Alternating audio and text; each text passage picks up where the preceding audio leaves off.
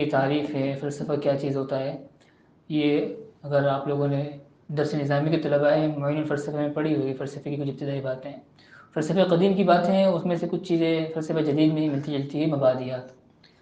فلسفے کی شاخیں مابعد طبعیات، علمیات، جمالیات، اخلاقیات ہے، اور منطقی طرز استدلال یعنی منطق، لوجیکل استدلال، یا اس کو کہتے ہیں، مختلف نام ہیں اس کے۔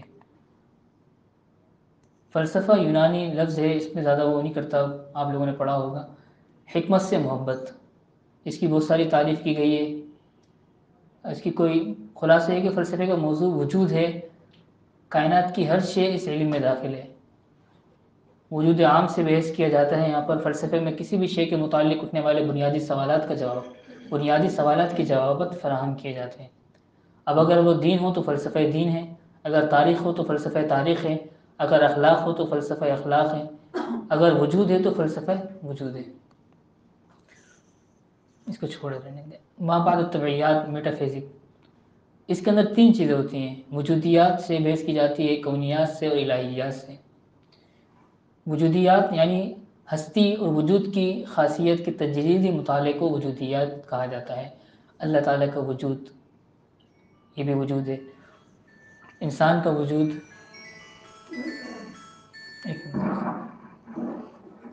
السلام علیکم۔ تین چیزیں ہیں مابعد طبعیات میں، یہ چیزیں ان تین چیزوں سے بحث کی جاتی ہیں۔ وجود، علم الوجود ہے، اللہ تعالیٰ کے وجود کے حوالے سے ہیں، یہ وجود کلی، یہ وجود جزئی۔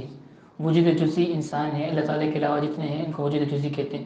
وجود کلی کی کیا مفہوم ہے، بہت الگ الگ، اس میں مادے کو بھی بعض لوگ وجود کلی کہہ دیتے ہیں، یعنی افلاطون، ارسطو، ان کے یہاں خدا کا تصور تھا، لیکن خدا کو انہوں نے اتنا میٹر کے اندر مکس کر دیا تھا کہ عجیب و غریب، ایک کہتے ہیں نا چون چون کا مربع بنایا ہوا تھا۔ اگر فلسفے کو ہم آگے بات کرتے ہیں، یونانی فلسفے تو آگے بات آئے گی کہ کیا خدا کا کیا تصور تھا، مختلف موضوعات ہیں یونانی فلسفہ خاص طور پہ نا، اس پہ ہم انشاءاللہ بات کریں گے کہ یونانی فلسفے میں کے اعتبار میں کیا کیا چیزیں، افلاطون ہے، ارسطو ہے، سقراط ہے، ان کا فلسفہ کیا تھا، الہیات ان کی کیا تھی، مختصر سی بات، اہم موضوع اہم ہے لیکن ٹائم ہمارے پاس نہیں۔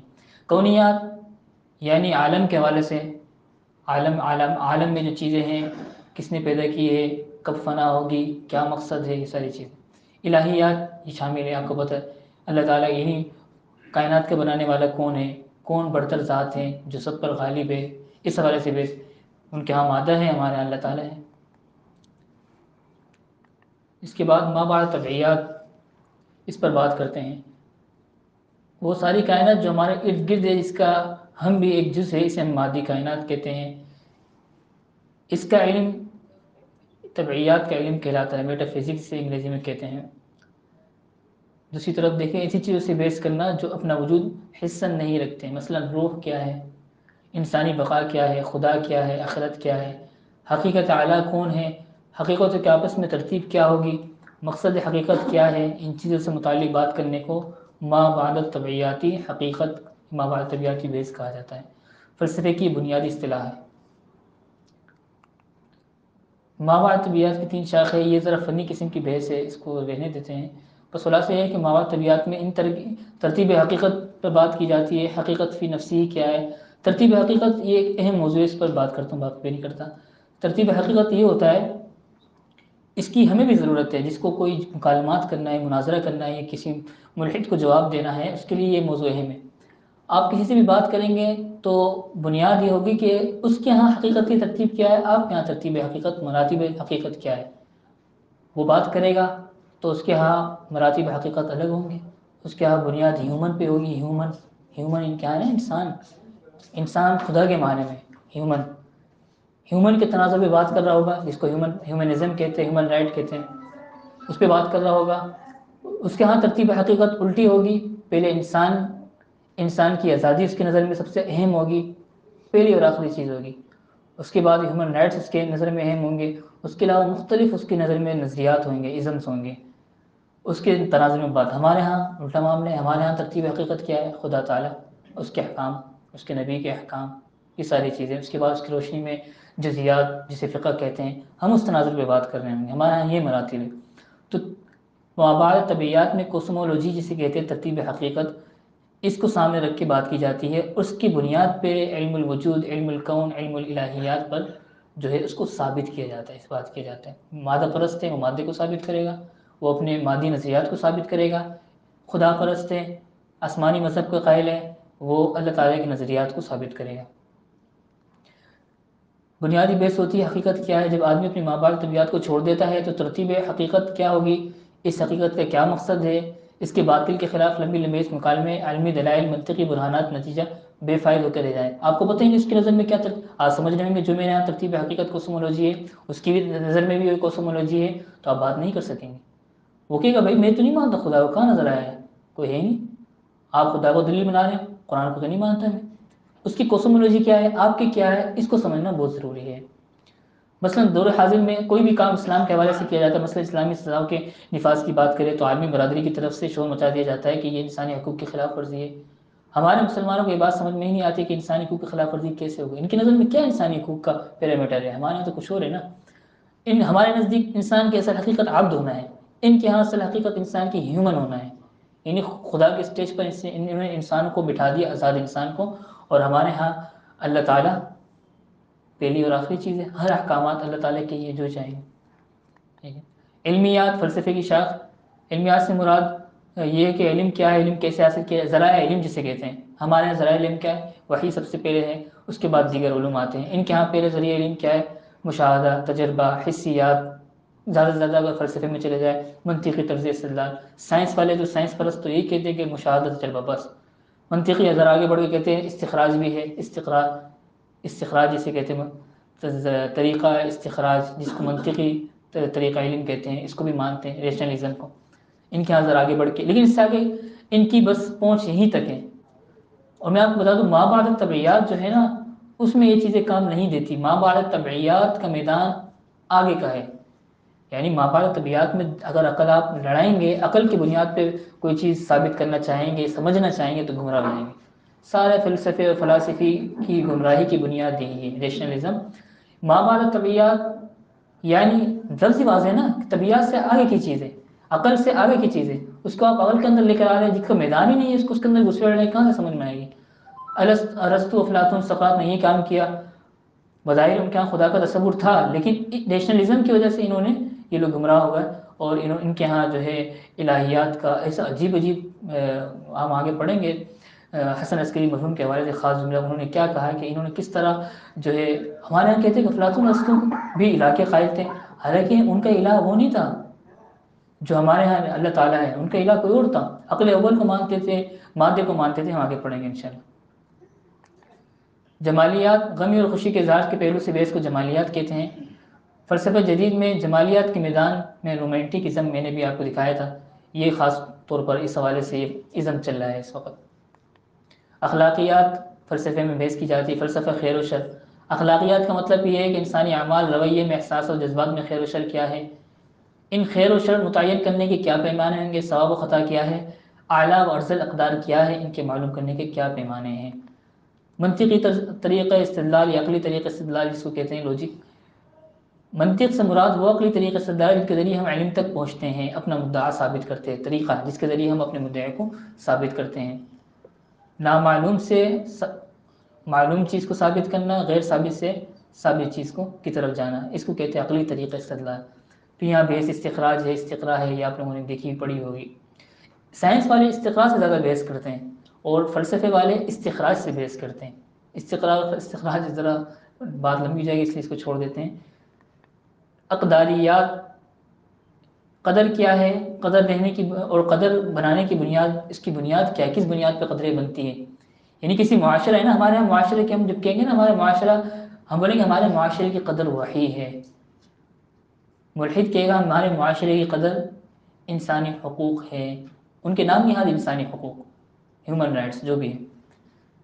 اقدار کی کیا ترتیب ہونی چاہیے، کس بنیاد پہ کیا قدر ثابت ہوگی، معاشرتی اقدار کہتے ہیں نا، تہذیبی اقدار، یہ چیزیں، قدر کون دیتا ہے اور اقدار کی ترتیب کیسے وضع کی جائے۔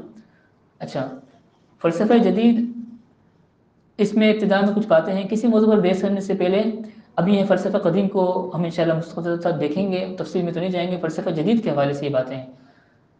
اس کے حدود اربع معلوم کرنے سے مقصود تک رسائی آسان ہو جاتی ہے۔ فلسفہ جدید کا مطالعہ کرنے کی غرض صرف یہ ہے کہ موجودہ دور میں رائج نظام کن کن فکری بنیادوں پر قائم ہے، ان نظاموں کے پیچھے کس طرح کی ذہنیت کار فرما ہے، دور حاضر کا زاویہ نظر اور انداز فکر کیا ہے۔ یہ فلسفہ جدید ہم جو پڑھ رہے ہیں اس کا مقصد یہ دور حاضر کے فلسفہ جدید کی بنیاد ہے اور ماخذ وہی ہے جو فلسفہ قدیم یعنی یونانی فلسفے کی تھی، ریشنلزم، عقلیت پرستی، ان کے ہاں بھی تھی، ہمارے ابھی فلسفہ جدید کے ہاں بھی یہی چیز ہے۔ جس طرح اس کی بنیاد اخلاقیات پر تھی، فلسفہ جدید میں بھی بنیاد اخلاقیات پر رکھی جاتی ہے، نام نہایت اخلاقیات جو ان کے عقل پیش کرتی ہے۔ قدیم فلسفہ کے نزدیک ماخذ علم ہدایت انسانی عقل تھی، اس طرح یہاں بھی یہی ہے۔ دوسری بات، مروجہ اصطلاحات کی تفہیم، یہ بنیادی ایک بات ہے کہ فلسفے کی اصطلاحات پہ جب ہم بات کریں تو وہاں پھر ہم اپنی اقدار کو ذہن میں رکھیں، جس میں کوسمولوجی میں نے بات کر دی، یہ وہی چیز ہے کہ ترتیب حقیقت کیا ہے، یہ ذہن میں رکھنی چاہیے۔ ہمارا فلسفہ مذہب میں ترتیب حقیقت کیا ہوتی ہے، ریشنلزم والا کے ہاں کیا ہوتی ہے، یہ ذہن میں رکھنی چاہیے۔ اچھا، یہ کچھ بنیادی سوالات ہیں انسانی فطرت میں شروع سے ودیعت رکھے گئے اللہ کی طرف سے، یعنی انسانی فطرت اس سوال کے جواب کو کھوجتی ہے۔ اس سوال کا جواب مذہب بھی دیتا ہے، فلسفہ بھی دیتا ہے، لیکن ایک گمراہ کر دیتا ہے اور ایک حقیقت تک پہنچا دیتا ہے۔ فطرت انسانی کے دو مطالبے ہیں جو اصل مذہب کے سنگ بنیاد کی حیثیت رکھتے ہیں، لیکن ان کے سوا اور چند بھی سوالات ہیں جو قریب ایک جیسے ہیں۔ سوالات دیکھ لیں۔ عالم کا نقطہ آغاز کیا ہے؟ اس کا آخر انجام کیا ہوگا؟ ہر چیز کا مقصد یہ معلوم ہوتا ہے کہ وہ انسان کے کام آئے، پھر انسان کے وجود کا کیا مقصد ہے؟ زندگی کی موجودہ کشمکش سے نجات کی کوئی صورت نکل سکتی ہے؟ کشمکش، صبح اٹھو رات تک محنت کرو، زندگی کو جینے کی ایک توڑ، کیا بقائے دوام کی فطری خواہش مقالتی وہمی طور پر نہیں بلکہ حقیقی معنوں میں پوری ہو سکتی ہے؟ ہر انسان کے اندر ایک ایسا وقت آیا کہ میں مزے سے زندگی گزاروں، نہ موت ہو، نہ کوئی درد ہو، میرے تکلیف ہو، مزے ہو۔ علمی اور عملی طور پر میں ہر شخص غیر محدود ہونے کی خواہش رکھتا ہے، یہ چاہتا ہے کہ جو چاہوں کروں، جو کچھ چاہوں جانوں۔ کیا فطرت انسانی کا یہ مطالبہ اپنے مقصد کو پا سکتا ہے؟ یہی سوالات ہیں جن کے جواب کا نام مذہب ہے، یہی پیاس ہے جس کی پانی کی تعبیر دین سے کی جاتی ہے، یہی بھوک ہے جس کی خوراک صرف پیغمبروں کا پیغام ہے، اور انہیں سوالات کا حل کرنا مذہب کی اصل غرض و غایت۔ اور انہی چیزوں کے جواب میں ٹانگ اڑائی ہے فلسفے نے بھی اپنی عقل کی بنیاد پر۔ سمجھ رہے نا؟ مذہب یہ ہمارے عالم کا کیا ابتدا ہے، کیا انجام ہو، کیا مقصد ہے، قرآن مجید سے بیس کر کے بتاتے ہیں۔ فطری سوالات ہیں، فلسفہ بھی ان چیزوں کی جواب دینے کی کوشش کرتا ہے۔ چلے آگے کچھ بنیادی باتوں میں سے ایک یہ بات بھی ہے، پہلے اس کو دیکھ لیتے ہیں، فلسفے کے اختلاف کی بنیاد۔ اچھا، فلسفے اور مذہب میں، مذہب اور سائنس میں کوئی اختلاف نہیں ہے، اس کا دائرہ کار سائنس کا الگ ہے، مذہب کا الگ ہے۔ یہ تو ابھی جا کے لوگوں نے پتہ نہیں سائنسی تحقیقات و مذہب کے خلاف پیش کر رہے ہوتے ہیں، اس کا میدان طبعیات ہے، مذہب کے میدان مابعد طبعیات ہے، میدان الگ ہے، کمرے الگ ہے، کس بنیاد پہ ان کا اختلاف ہو رہا ہے؟ ممکن ہی نہیں ہے۔ دیکھیں، سائنس مشاہدہ تجربے سے بحث کرتی ہے، اس کے علاوہ کسی چیز کو ان کے یہاں بحث ہی نہیں کی جاتی۔ وہ یہ نہیں کہتے کہ مادہ کس نے بنایا ہے، اس سے کہتے ہماری بحث ہی نہیں، مادہ کیا ہے اس پر ہماری بحث ہے، مادہ کس نے بنایا، کیا ہوگا، کیا انجام، کہتے ہمارا موضوع بحث ہے ہی نہیں، کسی سائنسدان سے بحث کر لے۔ لیکن ابھی ایک نیا فلسفہ سائنس ازم کے نام سے آ رہا ہے کہ سائنس کو اتنا حد تک بڑا چڑھا کے پیش کیا جائے کہ اس کو مذہب کے ٹکر میں زبردستی پیش کیا جائے۔ یہ اس کو کہتے ہیں سائنس ازم، ایک نئی اصطلاح ہے۔ یہ ہمارے کچھ ساتھیوں نے وہ اپنے لیکچر میں پیش کی تھی، حسیب صاحب بھی کہہ رہے تھے، ہمارے ایک مرتبہ ایک علمی بیٹھک ہوئی تھی، اس میں یہ اصطلاح سامنے آئی تھی، تو اس اصطلاح پر میں نے کچھ مواد بھی جمع کیا ہے۔ فلسفے اور فلسفے اور مذہب کی اگر بات کی جائے تو مذہب اور فلسفے میں بھی کوئی اختلاف 95% دائرے میں نہیں ہے۔ فلسفے کی ما بعد الطبیعیات کی شاخ الہیات میں آ کے مذہب اور فلسفے کا ٹکراؤ ہوتا ہے۔ باقی جتنی جمالیات، اخلاقیات اور علمیات ہے، منطقی، ان چیزوں میں کوئی اختلاف نہیں ہے مذہب کا اور فلسفے سے۔ مذہب کا دائرہ کار الگ ہے وہاں، فلسفے کا الگ ہے۔ الہیات میں جا کے فلسفے کا مذہب کے ساتھ ٹکراؤ۔ اب دیکھیں، اس میں بھی ہم سمجھیں گے کہ فلسفے میں بھی جب الہیات میں ٹکراؤ ہوتا ہے تو تمام چیزوں میں نہیں، فلسفے کی بھی تقریباً ہم پڑھیں گے 4 اسکول ہے فلسفے کے، 4 نقطۂ نظر ہے، 4 مسالک ہیں، جیسے ہمارے یہاں 4 مسالک ہیں، ان کے یہاں بھی فلسفے میں بھی 4 مسالک ہیں۔ ان کو سمجھیں گے پھر ہمیں اندازہ ہوگا کہ پورا فلسفے کے بھی الہیات کے باب میں نہیں ٹکراتا مذہب سے۔ یہ ہے ثنویت، جس کو آپ آئیڈیلزم بھی کہتے ہیں، تصوریت، اس کو بھی آئیڈیلزم انگریزی میں کہا جاتا ہے، لیکن ذرا اس میں فرق ہے ثنویت اور تصوریت میں۔ یہ فلسفہ میں آپ کو بتا دیتا ہوں۔ ان کے ہاں دیکھیں، اگر ہم عالم میں غور کریں نا تو عالم میں پوری دنیا میں بعض چیزیں حیاتی ہے، بعض غیر حیاتی ہے، بعض میں زندگی ہے، روح، ذہن، جسم، دل، انسان سے تعلق رکھنے والی چیزیں، بعض چیزیں غیر حیاتی ہے۔ اچھا حیاتیات میں یہ درخت، پانی، یہ ساری چیزیں، غیر حیاتی ہے مادے ہیں، بیس چیزیں، پتھر ہیں، یہ چیزیں ہیں۔ تو ان دونوں کی ابتدا کیا ہے، ان دونوں میں اصل کون ہے؟ تو اس حوالے سے یہ نقطہ نظر ہے۔ یہ ثنویت والے یہ کہتے ہیں کہ حیاتی اجزاء حیاتی چیز ہو، غیر حیاتی چیز ہو، حیاتی چیز کی ابتدا خدا ہے یا کوئی آفاقی شخص ذات ہے، اور غیر حیاتی چیزوں کی ابتدا بنیاد وہ میٹر ہے، مادہ ہے۔ سمجھ گئے؟ حیاتی چیز میں وہ اللہ کے قائل ہو گئے، بھلے سے ان کے یہاں جو بھی عقل اول ہو، جو بھی کوئی بھی نظریہ ہو، لیکن برتر ذات کے قائل ہو گئے، روح کے پیدا کرنے والے کہتے ہیں اللہ ہے۔ غیر حیاتی چیز میں پھر واقع کہتے ہیں کہ وہ مادہ ہے۔ اس کے بعد پھر تصوریہ جو ہے وہ آپ کو اندازہ ہوا، ثنویہ بھی کیا کہتے ہیں؟ خدا کے قائل ہو گئے کسی درجے میں۔ تصوریہ ان کے ہاں الٹا معاملہ ہے، ان کے ہاں کہتے ہیں، وہ کہتے ہیں حیاتی غیر حیاتی دونوں چیزوں کی مبدا اللہ تعالیٰ ہے، خدا ہے، جو بھی خدا کا ان کے ہاں تصور۔ تو اندازہ ہوا آپ کو، نہ ثنویت مذہب سے ٹکراتی ہے، نہ تصوریت مذہب سے ٹکراتی ہے۔ آگے مادیت کو چھوڑے، ارتیابیت جس کو اگنوسٹکزم کہتے ہیں، یہ لوگ کہتے ہیں کہ بھائی ہماری عقل کوئی فیصلہ نہیں کر پا رہی، ہمیں سمجھ نہیں، ہم سے بحث ہی نہیں کرنی ہے ان چیزوں سے، یہ کہاں سے ٹکرا سکتے ہیں مذہب سے؟ یہ تو سائڈ ہو گیا، بالکل سائڈ لے لی انہوں نے۔ مادیت، میٹرلزم جسے کہتے ہیں، یہ ہے ان کا مذہب کے ساتھ ٹکراؤ ہے، مادہ پرست جن کے ہاں مادہ ہی سب کچھ ہے۔ آگے چلتے ہیں، یورپ کی ذہنی، اب ہم فلسفہ جدید کی طرف آ رہے ہیں۔ بنیادی اصطلاحات میں نے آپ لوگوں کے سامنے بتا دی۔ اب یورپ کی ذہنی انحطاط، یہ جو یورپ کے اندر 500 سال کے اندر فلسفہ جدید نے لڑائیاں لی ہیں یہاں سے وہاں، مختلف ادوار ہے، خلاصتاً میں آپ کے سامنے پیش کروں۔ پہلا دور یونانی دور کہلاتا ہے، یونانی دور میں اس کے آگے تفصیل آ رہی کچھ۔ اس کے بعد رومی دور کہلاتا ہے، رومی دور بھی 500 سال تک رہا ہے، یعنی عیسیٰ علیہ السلام کے بعد 200 سال کے بعد سے لے کر آپ علیہ السلام کی بعثت کے 300 سال بعد تک۔ اس کے بعد 5ویں صدی عیسوی سے 15ویں صدی عیسوی تک ازمینہ وسطیٰ کہلاتا ہے۔ یونانی دور کی بات آ جائے گی۔ رومی دور میں کوئی خاص فلسفہ اتنا رائج نہیں تھا، لیکن رومی ادوار میں انہوں نے فلسفے سے زیادہ فکر سے بحث نہیں کی، ان کو اپنی فتوحات پھیلانی تھی۔ رومی دور میں آپ کو پتہ ہے دنیا میں سکندر اعظم کی فتوحات ہوئی ہے، بس وہ فتوحات میں لگے ہوئے تھے، ان کے ہاں فکر و فلسفے سے اتنی بحث نہیں کی جاتی تھی۔ عیسوی دور ازمینہ وسطیٰ کا دور ہے۔ اس دور میں عیسائیت کی عجیب عجیب خرافات ہے، اگر اس دور کو لیں تو اس میں عیسائیت کے حوالے سے ہم بات کر سکتے ہیں، یہ بھی ذرا ہمارے موضوع سے الگ، اس کو چھوڑتے ہیں۔ نشاط ثانیہ دور جدید کا آغاز یہ 1453 عیسوی سے لے کر ابھی تک، یہ نشاط ثانیہ، یہ فلسفہ جدید یہاں سے پیدا ہوا 1453 عیسوی سے۔ اقلیت کا دور،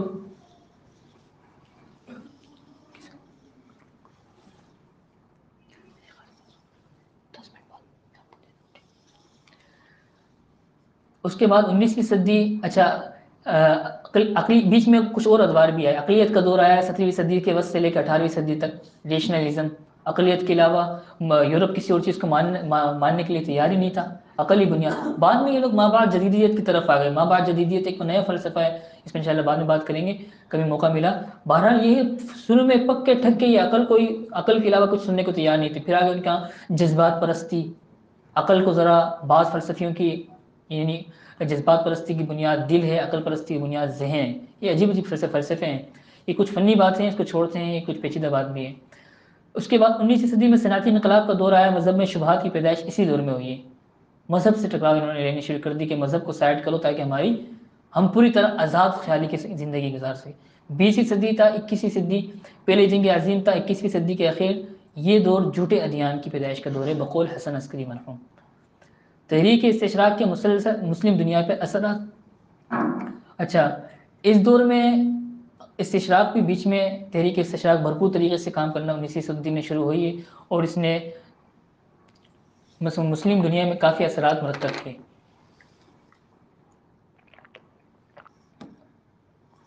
اس کے بعد 21ویں صدی الحاد باقاعدہ مذہب بن چکا ہے، ایک مذہب کہہ سکتے ہیں نا۔ اس دور کے آخر میں یعنی موجودہ زمانے میں روحانی تشنگی کی وجہ سے مغرب میں لوگ مذہب اور اسلام کی طرف بھی لوٹنے لگے۔ اس دور میں 500 سال تک کے بعد وہاں پر روحانی تشنگی اتنی پھیل گئی ہے یورپ میں کہ اسلام کی طرف بھی بعض لوگ لوٹ رہے ہیں، اسلام قبول کرنے کا دور بھی معاملہ بھی چل رہا ہے، لیکن دوسری طرف الحاد بھی پھیل رہا ہے۔ اس دور میں آخری فتنہ وحدت ادیان، گلوبلائزیشن یا ایک واحد مذہبی تہذیب کی بالادستی کا ہے، یہ جو آخری دور چل رہا ہے۔ اس میں سائنس ازم ایک فلسفے کے طور پر مذہب کے مقابل بن کے سامنے آیا ہے۔ اچھا، یونانی فلسفے پر ایک نظر کر لیتے ہیں کہ یونانی فلسفہ کیا چیز ہے، اور فلسفہ جدید نے کیا اس سے استعارہ مستعار کیا فکر مستعار لی ہے، اور دونوں کیا وہ بھی گمراہ تھے یہ بھی گمراہ تھے، کیا گمراہیاں ہیں ان کی، اسلام سے دونوں ٹکراتے ہیں، کیا کیا چیزیں۔ تو اس پر آگے یونانی فلسفہ کے حوالے سے یونانی فلسفہ اور عیسائیت کا ایک خاص تعلق رہا ہے۔ ازمنہ وسطیٰ ہم نے پیچھے پڑھا ہے، ازمنہ وسطیٰ میں ہوا یہ تھا کہ وہاں پر یونانیوں کے علوم کا بڑا چرچا پھیل گیا تھا۔ یہ پوپس تھے، یہ بھی یونانی علوم کے علم بردار تھے، انہوں نے بائبل کے اندر یونان کے علوم کو ایڈ کرنا شروع کر دیا، یونانی علوم کی آمیزش کر دی بائبل کے اندر۔ اور اس کے بعد پھر یونانی علوم جو انسان نے پیدا کیے تھے، یعنی انسانوں کی فکر تھی یونانی علوم، وہ جب اس کو مذہب کا تڑکا لگ گیا، بائبل میں شامل کر دیے یونان کے علوم فلسفے، تو گویا کہ بطور ایک مذہب کے یونانی فلسفہ یورپ میں قائم رہا، ایک مذہب کی حیثیت تھی۔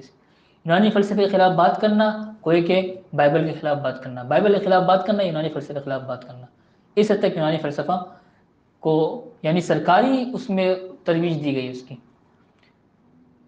یونانی نظریات کے بائبل کی تعلیمات سے توثیق، انسان کی اصل حقیقت، حقوق انسانی کی بحث، اس کو آگے دیکھیں گے۔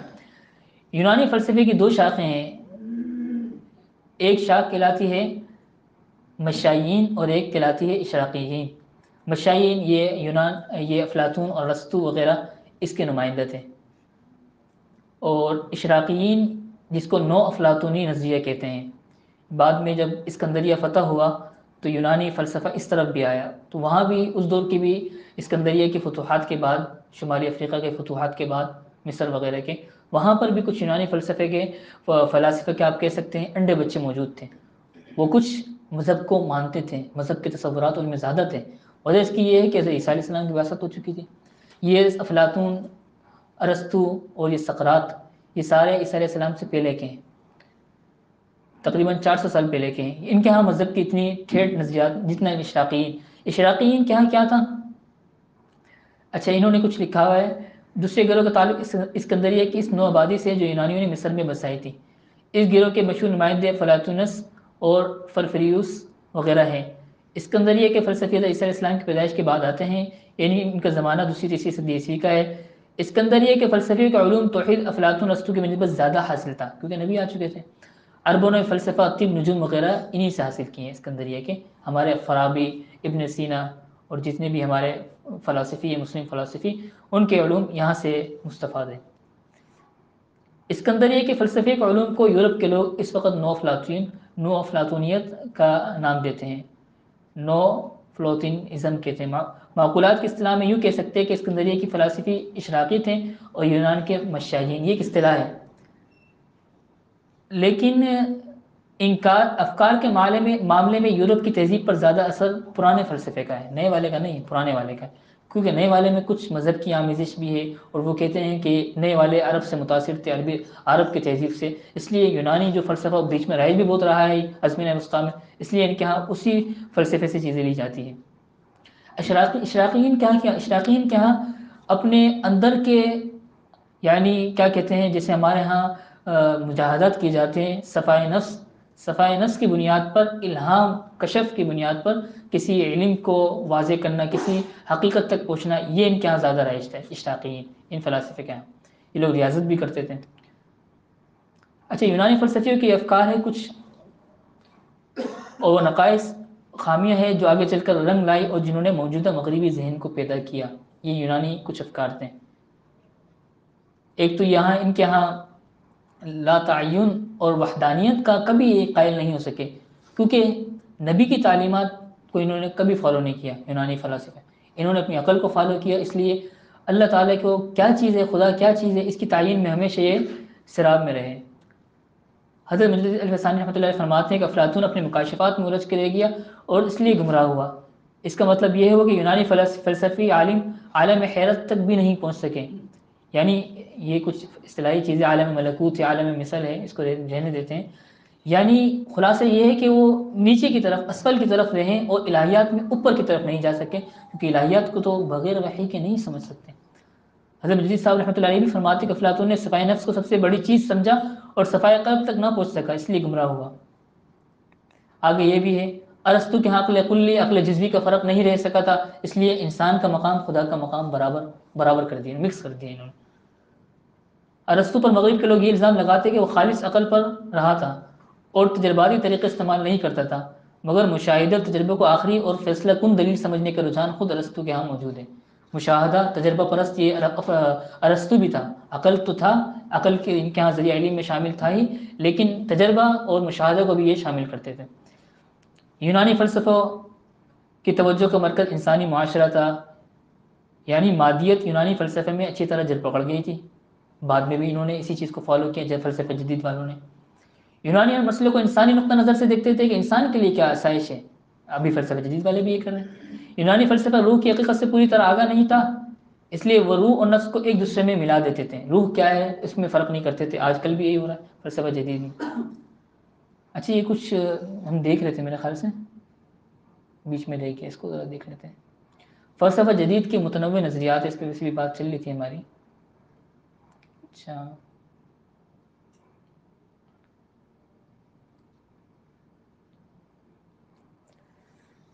یہ کچھ اور نظریات ہم نے پڑھ لی. اصول آزادی، مساوات، ترقی کی بات کر رہے تھے لبرلزم کے حوالے سے. لبرلزم کے 4 اصول ہیں، ان کو سمجھنا ضروری ہے. اس حوالے سے زاہد مغل صاحب نے ان کی کتاب میں کچھ تفصیل ہے، وہاں سے ساتھی دیکھ سکتے ہیں. ان کی کتاب ہے بینکنگ اور جمہوریت کے نام سے. زاہد مغل صاحب، ڈاکٹر زاہد مغل صاحب اسلام آباد والے، انہوں نے کافی اچھا اس پر لکھا ہے.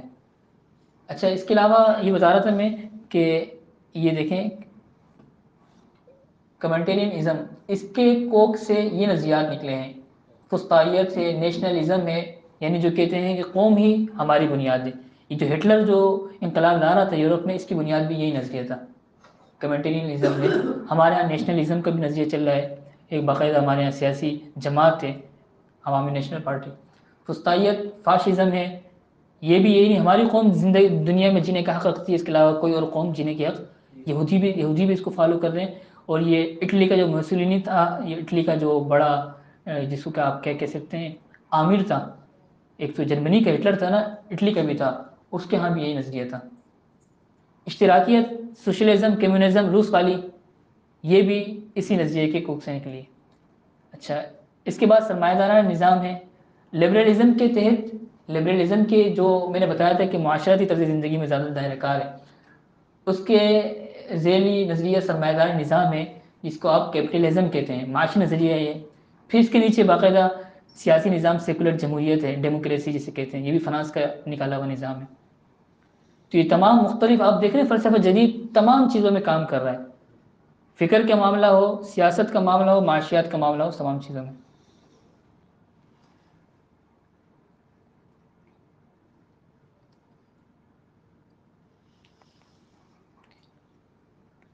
اس کو رہنے دیتے ہیں.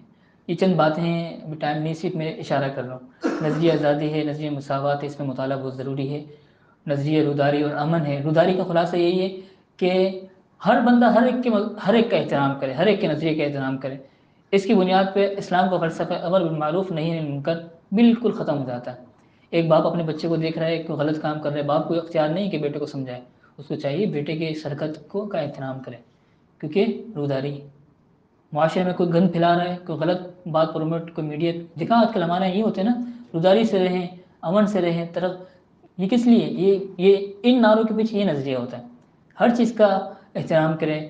اب ہمارا اسلامی معاشرہ، یہاں کوئی ایسی چیز ہوگی ہم آواز اٹھائیں گے، بالکل اٹھائیں گے. اسلام کا بھی یہی حکم ہے، ہاتھ سے روکیں، زبان سے روکیں، دل سے برا جانے، لیکن یہاں یہ نہیں ہے.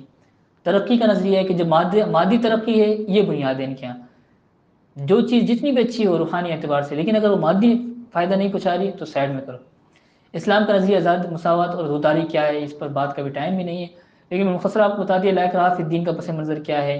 اور ہمارے ہاں مساوات کیا ہے.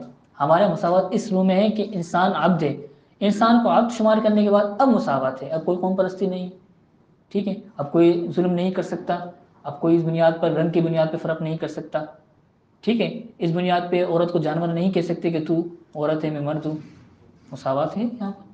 لیکن جو فطری اللہ نے فرق رکھا ہوا ہے، پچھلے محاضرے میں مفتی یاسین ندیم صاحب نے بھی یہ بات کی تھی کہ عورت اور مرد کی مساوات آپ کر ہی نہیں سکتے، فطری فرق ہے۔ ابھی تو میڈیکل سائنس بھی اس بات کو مان رہی ہے، بھائی جسمانی حیثیت اس کی دیکھیں آپ کمزور ہے مرد سے، یہ بھی اس کے دماغ پر ریسرچ ہے عورتوں کی کہ وہ جذبات سے زیادہ سوچتی ہیں، اور مرد دماغ کا دوسرا حصہ استعمال کرتا ہے جس میں عقل غالب ہے۔ ہر اعتبار سے، جسمانی اعتبار سے کمی ہے، پھر ہر اعتبار سے عقل مرد میں زیادہ ہے، یا باقاعدہ تحقیق سے ثابت ہو چکا ہے۔ پھر کس بنیاد پہ آپ کہتے ہیں کہ ہر چیز میں عورت مرد کے شانہ بشانہ رہیں؟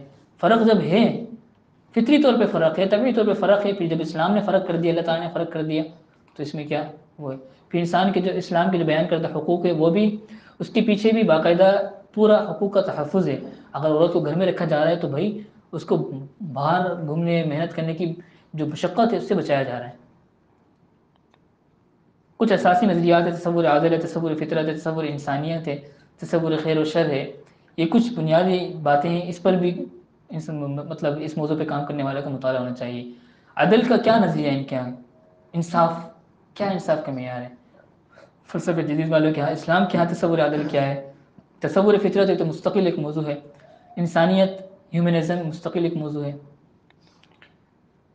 اچھا، یہ کچھ یہ سلائڈیں میں نے بنائی ہوئی کافی زیادہ ہے، یہ تقریباً فلسفہ جدید کو اگر آپ سمجھنا چاہ رہے ہیں نا، فلسفہ جدید نے اس وقت کیا گمراہیاں پھیلائی ہوئی، بالکل اس مطلب موجودہ دور میں فلسفہ جدید کی ہمارے مذہب کے حوالے سے، سیاست کے حوالے سے، معاشرت کے حوالے سے، ہر میدان میں کیا کیا گمراہی مغرب سے لانچ ہو رہی ہے، فلسفہ جدید کے کیا کیا نظریات ہیں، یہ سارے آپ انشاءاللہ اس کو سمجھ سکتے ہیں، لیکن ٹائم ہمارے پاس نہیں۔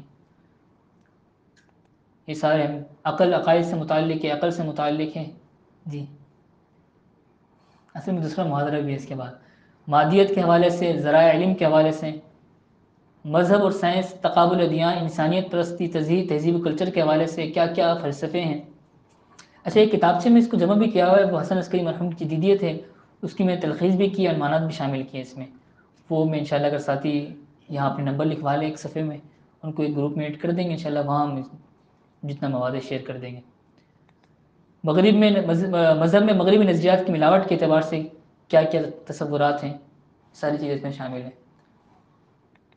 مادیت، وجدانیات کے حوالے سے کیا فلسفہ ہے اور اس نے کیا خرابیاں پھیلائی ہیں اس دور میں، یہ ساری چیزیں ہیں۔ اصطلاحات کی ہیر پھیر ہے، سائنٹیفک رولز اور عمومی گمراہیاں، روایت پسندی، انفرادیت پسندی، اس فلسفے نے کیا خرابیاں پھیلائی ہوئی۔ وجودیت، یہ ایک فلسفہ ہے، چلے اس کو دیکھ لیتے ہیں، یہ بات ختم ہو گئی، وہ سارا تقریباً جتنے 30-40 سے قریب وہ ایک طرح سے اگر آپ جمع کریں تو وہ نظریات اور افکار تھے۔ وجودیت، یہ اس کے مطابق تمام انسان اپنی زندگی اور انفرادیت اس کی خود اپنی ذات رہنما ہے اس کے لیے، یعنی آسان الفاظ میں یہ سمجھا جا سکتا ہے، اس نظریے کے مطابق انسان کیا ہے کا فلسفہ اپنی حیثیت کھو دیتا ہے، کیونکہ اس نظریے کا بیان یہ ہے کہ انسان سب سے پہلی حقیقت ہے جس کا وجود غیر ممکن، انسان سب سے پہلی حقیقت ہے۔ وجودیت بڑا فلسفہ ہے اس وقت۔ تجربیت، وہ فلسفیانہ نقطہ نظر کہ تجربہ ہی تمام عالم کا اور ادراک کا سر چشمہ ہے، تجربہ جہاں ہوگا وہی چیز مانیں گے ہم جو مشاہدے میں ہے، جیسے آپ کو پتہ ہے مادہ پرستی کی بنیاد یہی نظریہ ہے۔ حسیت، یہ بھی ایک نظریہ ہے جس کے مطابق ہمارے تجربات علم کی اصل بنیاد ہے، انسان کے کوئی اندرونی یا خود آزاد اندرونی طور پر، یہ الہامی طور پر کوئی ذریعہ علم نہیں ہے، اس کو ایکسپریسزم بھی کہتے ہیں، مذہب، الحاد و فلسفہ۔ اچھا، سائنسزم کے حوالے سے بھی کچھ ہم نے کام کیا تھا، اس کا یعنی ملحدین کی طرف سے علم الطبعیات کی روشنی میں اور تاریخ کی روشنی میں اور علم النفسیات کی روشنی میں، عمرانیات کی روشنی میں ملحدین کی طرف سے کیا مقدمہ پیش کیا جاتا ہے، ان چیزوں کو ہتھیار بناتے ہیں، یہ ایک مستقل موضوع ہے، اور اس پر ڈاکٹر وحید الدین خان مرحوم صاحب نے کافی کام کیا ہے۔ ان کی کتاب مذہب اور جدید چیلنج مشہور ہے، آپ لوگوں نے بھی دیکھی ہوگی۔ دوسری کتاب ہے مذہب اور سائنس، اور ایک تیسری کتاب ہے ایک اور ہے اسلام دور جدید کا خالق، یہ نام ہے اس کا غالباً۔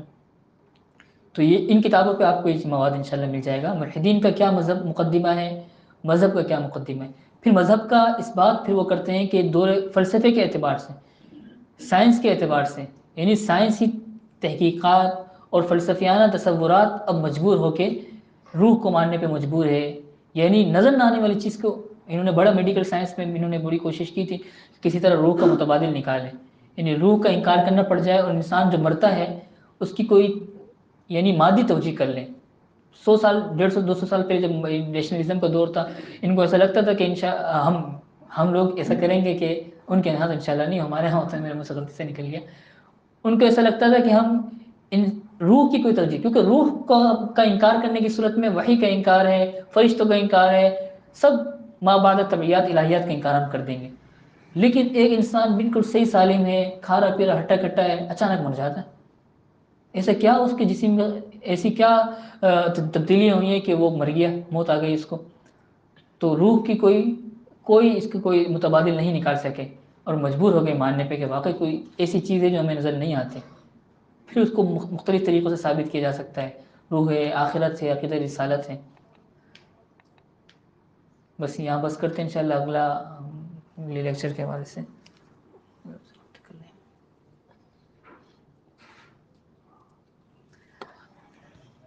جب تک یہ رابطہ کرتے ہیں کچھ اس حوالے سے. ہاں ہاں، مواد کے حوالے سے ایک صفحہ اگر ہو ساتھی کے پاس، اس میں ساتھی میں نمبرات لکھوا لیں، ان کو کسی ایک گروپ میں ایڈ کر دیں گے انشاءاللہ.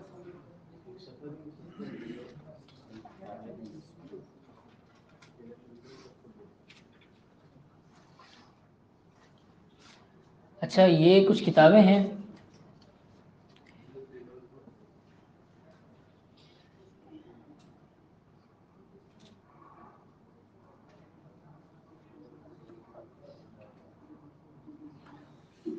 یہ علم الکلام جو ایک مستقل موضوع ہے علم الکلام کا، ہمارے ہاں فلسفہ جدید کا الحاد کا اگر جواب ہم پیش کریں تو اس کے لیے علم الکلام ایک ایسا، اس کو آپ بطور ہتھیار کی پیش کر سکتے ہیں کہ ہماری طرف سے جو ملحدین کو جواب دینے والی چیز ہے وہ علم الکلام قدیم پہ کام ہوا ہے. اب علم الکلام جدید پہ کام کر رہے ہیں ہمارے حضرات. حضرت مولانا اشرف علی تھانوی صاحب قدس سرور کی جو کتاب ہے الانتباہات، وہ اس کی ایک صورت ہے. اسی طرح الدین القیم ایک کتاب ہے ہمارے ہاں، آپ لوگوں نے پڑھی ہوگی، وہ بھی اس موضوع پر ہے، علم الکلام جدید پر ہے. کچھ کتابیں ہیں، شبلی نعمانی صاحب کی بھی کتاب ہے عقائد کے حوالے سے.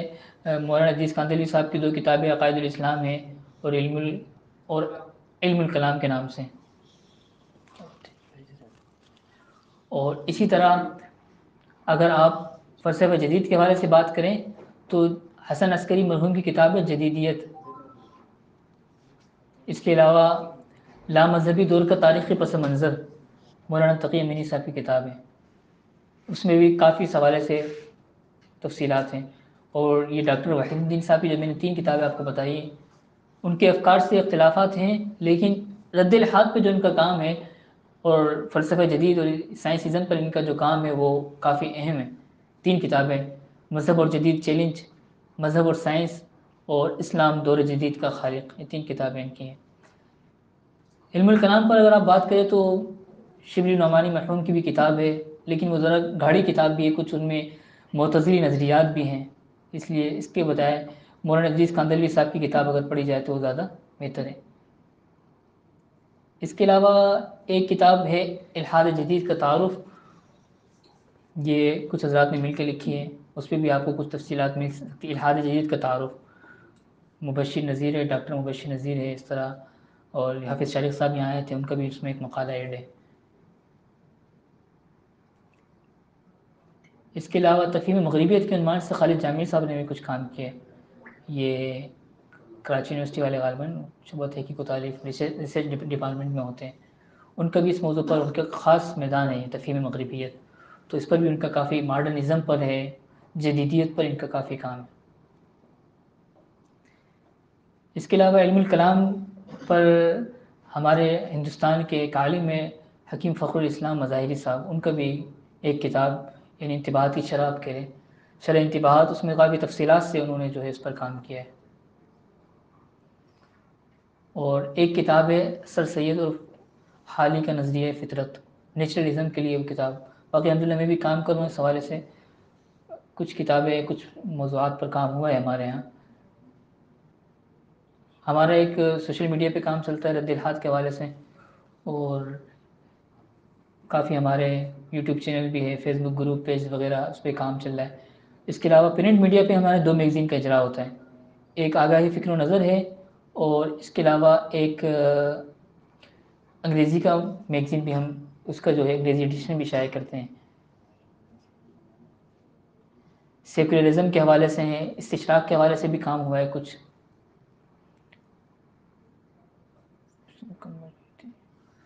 اس میں کچھ تعارف ہے اس حوالے سے، مستشرقین کے جو خاص اعتراضات ہیں سیرت کے حوالے سے، قرآن کے حوالے سے، تاریخ کے حوالے سے، وہ ساری چیز اس میں انشاءاللہ آپ کو مل جائے گی۔ سیکولرزم کے حوالے سے، سیکولرزم کیا ہے، اس پر بھی ہمارے ہاں رد الحاد فارم سے کام کیا گیا ہے، سیکولرزم کیا ہے اس عنوان سے۔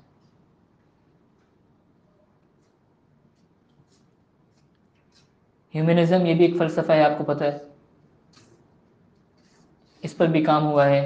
یہ سارے ازم جتنے بھی ہیں اس کو مستقل طور پر مطالعہ کرنے کی چیزیں، یہ اس طرح چھوٹی سی مجلس سے سمجھ نہیں آ سکتے، کیونکہ ہر فکر ہے، ہر فلسفے نے گمراہی پھیلائی ہے۔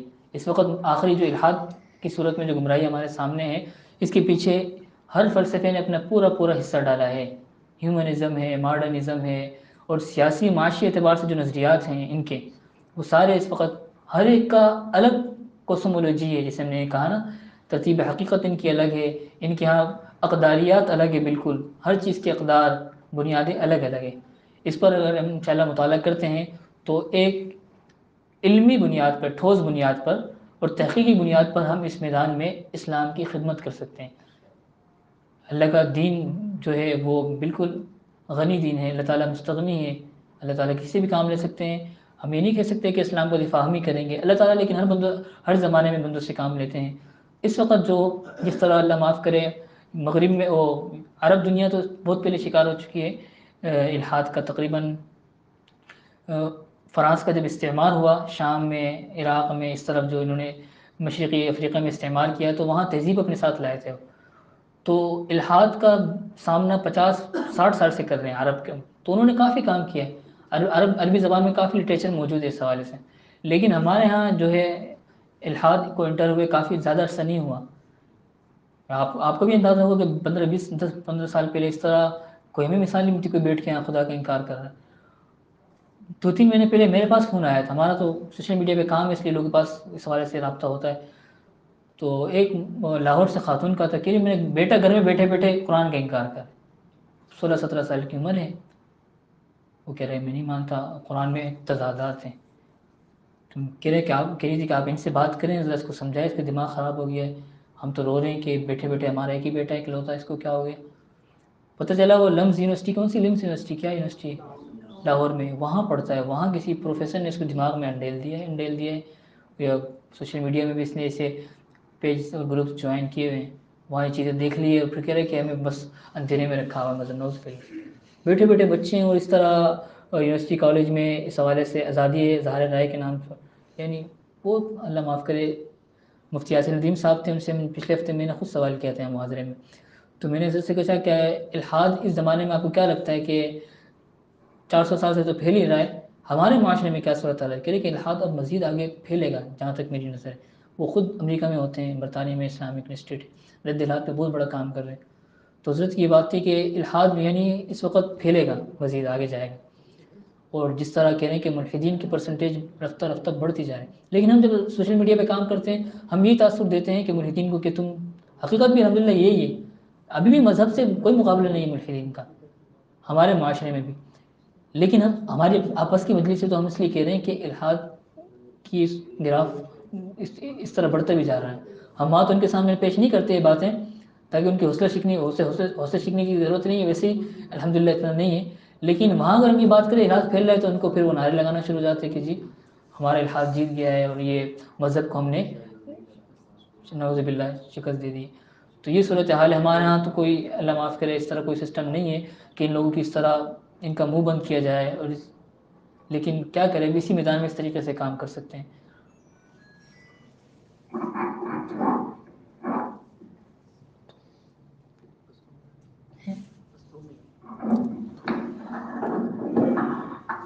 باقی اس حوالے سے بھی معذرت 2-3 منٹ میں انشاءاللہ وہ زوم پہ آن لائن ہو جائیں گے، حسیب صاحب علم کلام جدید پہ بات ہیں، استشراق کے حوالے سے یہ بات کرنی تھی کہ کچھ کتابیں ہیں ڈاکٹر محمد زبیر، ان کی کتاب اسلام اور مستشرقین، میں کہتا ہوں وہ مختصر بھی ہے، ایک جلد میں بھی ہے، اور اس میں اعتراضات جوابات مختصر انداز میں انہوں نے پیش کیے ہیں۔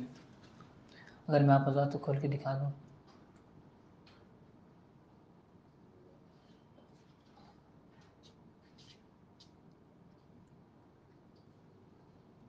یہ کتاب ہے۔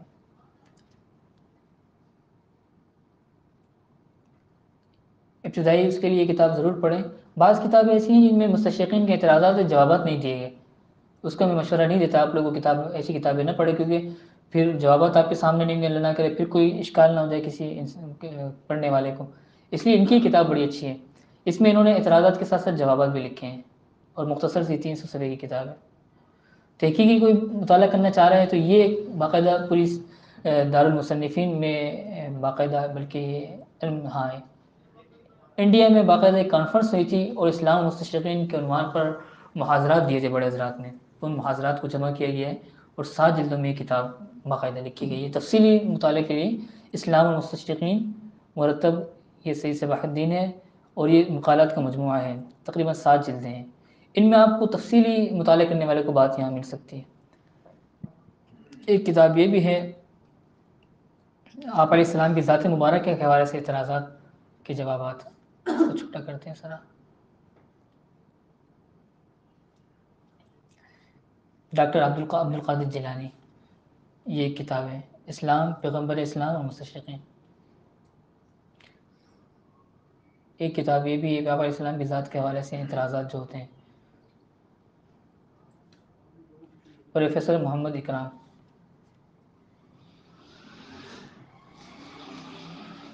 کچھ کتابیں عربی میں بھی، ایک کتاب ڈاکٹر شہباز منیج صاحب نے لکھی ہے، لیکن وہ ریسرچ کرنے والے کو پڑھنا چاہیے، کیونکہ اس میں انہوں نے کچھ ان کی زبان میں استشراق کو پیش کیا ہے، اس لیے اس کا میں مشورہ نہیں دیتا۔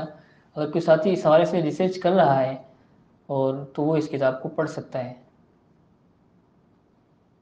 اس میں جو مبادیات ہے وہ آپ لے سکتے ہیں، لیکن باقی اس میں جو خاص مطالعہ استشراق خاص کے عنوان سے جو موضوعات ہیں وہ مطالعہ نہ کرے تو بہتر ہے مبتدئین کے لیے، کیونکہ وہ صرف جوابات نہیں ہیں، اس میں اعتراضات صرف انہوں نے پیش کیے۔ یہ کچھ کتابیں تھیں۔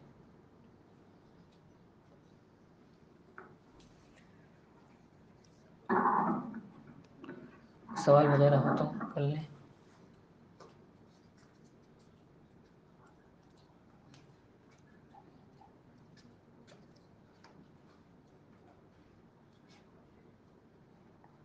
کسی ساتھی کا کوئی سوال ہو کسی بھی اعتبار سے؟